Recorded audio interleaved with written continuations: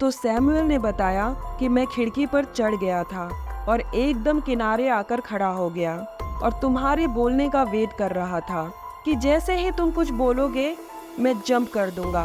पर जब मैं किनारे पर खड़ा था, आज जिस गवाही को मैं आप सबसे शेयर करने जा रही हूँ, उसे सुनने के बाद आप चाहे कितने भी दुखी हो, सताए हुए हो, ठुकराए गए हो, अकेले हो, अपमानित किए गए हो या दुखों का बाढ़ ही क्यों ना आ गया हो, आप ये जान लेंगे कि परमेश्वर ने एक पल के लिए भी आपको छोड़ा नहीं है। वो हर पल आपके साथ है और बस अगले ही पल आपके देखते देखते वो आपकी हर नकारात्मक परिस्थिति को सकारात्मक और आपके लिए आशीषित बना देगा। तो प्लीज मेरे साथ इस वीडियो के अंत तक बने रहिएगा। ये गवाही है जेरेमी जॉनसन की, जो कि एक पास्टर है और यूएस के रहने वाले हैं। उन्होंने बताया कि जब वो एक कॉलेज स्टूडेंट थे तो अपने कॉलेज के अंतिम वर्ष में वो एक चर्च में पास्टर बनने के लिए ट्रेनिंग ले रहे थे और जेरेमी जॉनसन एक क्रिश्चियन ड्रामा मिनिस्ट्री टीम के मेंबर भी थे। तो कभी कभार उनकी टीम बाहर जाकर भी इवेंट्स किया करती थी, जिसमें जेरेमी जॉनसन कभी ड्रामा तो कभी प्रीचिंग किया करते थे। और लॉस एंजलिस कैलिफोर्निया में एक मिनिस्ट्री है जो कि हॉलीवुड में कार्यक्रम कर रहा था और उन्होंने जेरेमी जॉनसन के ड्रामा टीम को आमंत्रित किया और कहा कि हमने हॉलीवुड की सड़कों को ब्लॉक कर दिया है क्रिश्चियन ड्रामा परफॉर्म करने के लिए और हमारी ड्रामा टीम नहीं आ रही है। हमने सुना है आपके ड्रामा टीम के बारे में, इसीलिए हम आपको आमंत्रित कर रहे हैं। तो उनका आमंत्रण स्वीकार करके जेरेमी जॉनसन और उनकी टीम निकल पड़े लॉस एंजलिस कैलिफोर्निया के लिए। अब आगे परमेश्वर क्या करने वाले थे जेरेमी जॉनसन के साथ, वो सुनकर आप हैरान रह जाएंगे।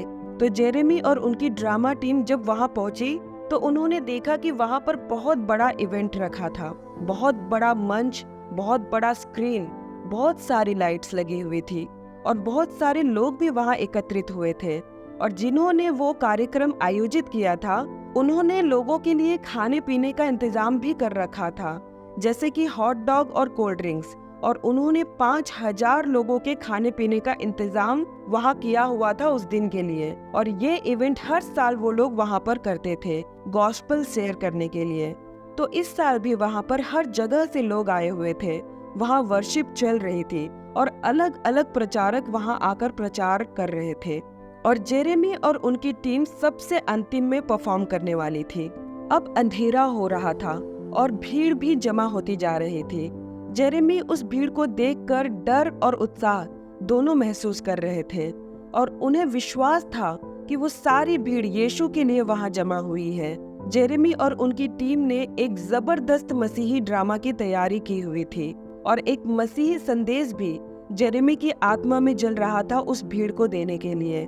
और जब जेरेमी और उनकी टीम की बारी आई तो उन लोगों ने जो ड्रामा तैयार किया था वो बहुत ही अच्छे से परफॉर्म किया। और क्योंकि जेरेमी उसमें प्रभु यीशु का किरदार निभा रहे थे, इसीलिए उनको मन में उस बड़ी भीड़ को देखकर बहुत डर लग रहा था और उन्होंने प्रार्थना की कि प्रभु प्लीज मेरे मन के अंदर का डर बाहर निकल के इस पूरे ड्रामा को ना खराब कर दे, इसलिए मेरी मदद कीजिए।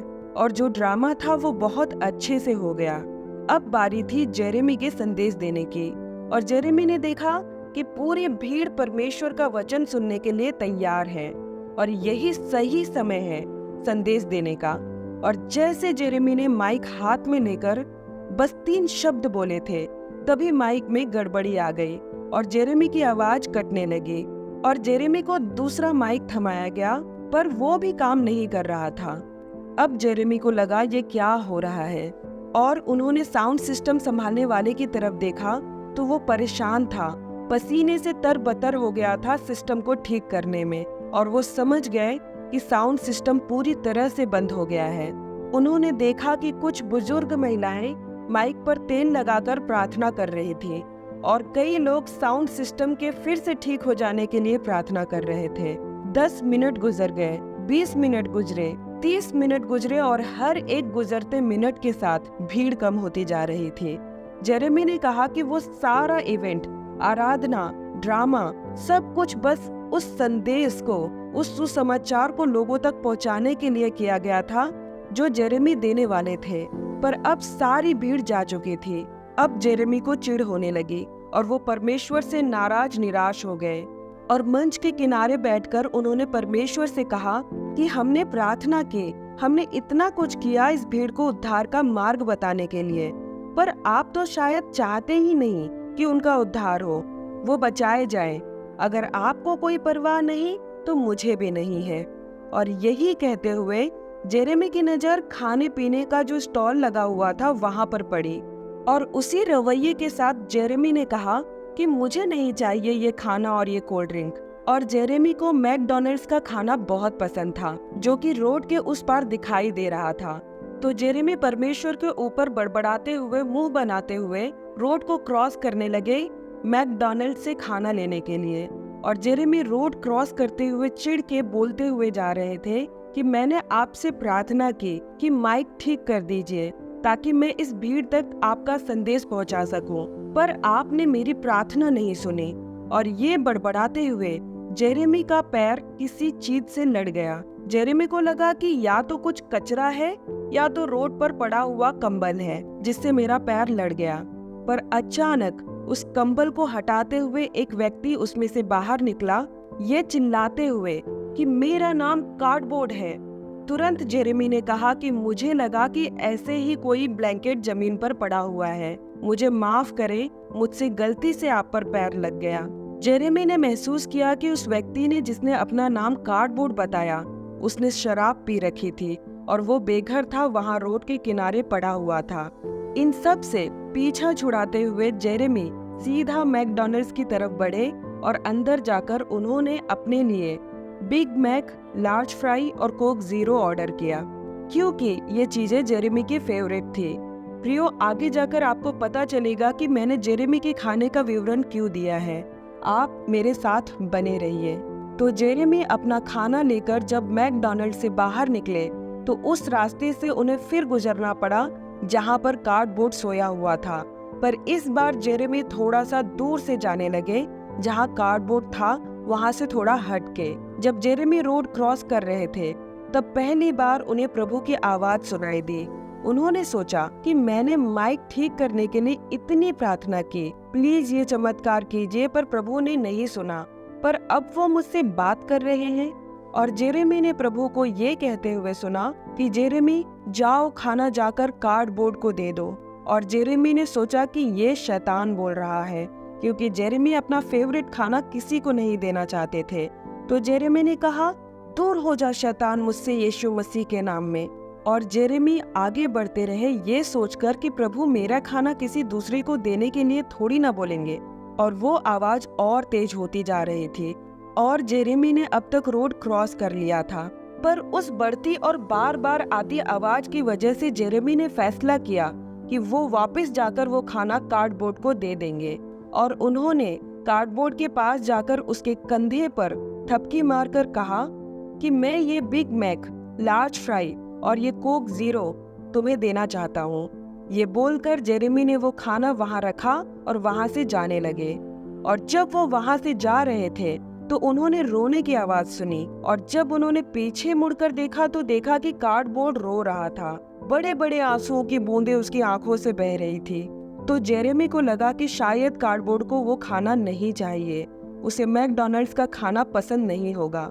ये जानने की इच्छा जेरेमी को बेचैन कर रही थी कि कार्डबोर्ड क्यों रो रहा है। और जेरेमी वापस कार्डबोर्ड के पास जाकर उससे पूछने लगे कि तुम क्यों रो रहे हो, प्लीज मुझे बताओ कि तुम क्यों रो रहे हो।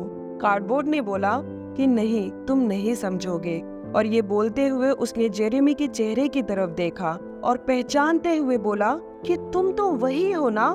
जेरेमी ने बोला, तुम क्या बोल रहे हो, मैं कौन हूँ, मुझे कुछ समझ में नहीं आ रहा। और कार्डबोर्ड ने बोला, हाँ तुम वही हो, मैं तुम्हें कैसे बताऊं, तुम नहीं समझोगे। और कार्डबोर्ड ने अपनी कहानी बताना शुरू किया। कार्डबोर्ड ने बताया कि मेरा नाम सैमुअल है और कुछ सालों पहले मैंने अपनी नौकरी खो दी, और जो चर्च हर साल यहाँ पर इवेंट करती है जिसमें तुमने भाग लिया है, उस चर्च में मैं और मेरा परिवार जाता था। पर जब मेरी नौकरी चली गई तब किसी ने हमारी सहायता नहीं की और मैं और मेरा परिवार यहाँ रोड पर आ गए। मेरी फैमिली भी मुझे छोड़कर चली गई और मैंने यही रोड के किनारे कार्डबोर्ड से एक घर जैसा बना लिया रहने के लिए। इसीलिए लोगों ने मुझे कार्डबोर्ड बुलाना शुरू कर दिया। पर मेरा असली नाम सैमुअल है। आज का दिन बीतते बीतते मैंने बस इतना कहा कि परमेश्वर, आप मुझसे प्यार नहीं करते, आपको मेरी कोई परवाह नहीं है। और जब मैं ये कह रहा था तब मुझे एक आवाज सुनाई दी और उस आवाज ने मुझसे बोला कि उस बिल्डिंग पर चढ़ जा जो उस स्टेज के पीछे है। वो खिड़की देख रहे हो जो खुली हुई है? तो जेरेमी ने उस तरफ देखा जहां उंगली दिखाकर सैमुअल इशारा कर रहा था, और वो बिल्डिंग बिल्कुल मंच के पीछे ही थी जिस पर सारा कार्यक्रम, सारा इवेंट हो रहा था। और कार्डबोर्ड ने बताया कि उस आवाज को सुनकर मैं उस बिल्डिंग पर चढ़ गया। और फिर उस आवाज ने मुझसे बोला कि जब ये लड़का जिसने माइक पकड़ा हुआ है, जो स्टेज पर खड़ा है, वो बोलना शुरू करे तब तुम जंप कर देना, यहाँ से कूद जाना, क्योंकि परमेश्वर तुमसे प्यार नहीं करते हैं। तब जेरेमी ने पूछा कि सैमुअल, अगर ऐसा था तो मैं जानना चाहता हूँ कि तुमने जंप क्यों नहीं किया। तो सैमुअल ने बताया कि मैं खिड़की पर चढ़ गया था और एकदम किनारे आकर खड़ा हो गया और तुम्हारे बोलने का वेट कर रहा था कि जैसे ही तुम कुछ बोलोगे मैं जंप कर दूंगा। पर जब मैं किनारे पर खड़ा था मैंने देखा कि तुम्हारी माइक बंद हो गई। तो जेरेमी ने कहा, हाँ मुझे याद है, मेरी माइक बंद हो गई थी। तो सैमुअल ने बोला कि जब तुम्हारी माइक बंद हो गई थी तो मुझे कुछ समझ नहीं आया कि अब मुझे क्या करना चाहिए, और इसीलिए मैं नीचे उतर गया और उस रूम के कोने में जाकर बैठ गया। और फिर सैमुअल ने एक दूसरी आवाज सुनी और उस दूसरी आवाज ने कहा कि सैमुअल, तुम मुझसे कुछ भी मांग सकते हो। तो सैमुअल ने कहा कि परमेश्वर, अगर अभी आपने मुझसे बात की है तो मैं चाहता हूँ कि वो आदमी जो स्टेज पर माइक पकड़ के खड़ा है मुझे एक बिग मैक, एक लार्ज फ्राई और एक कोक ला कर दे। मैं अपनी जगह पर जाकर उसके आने का इंतजार करूंगा।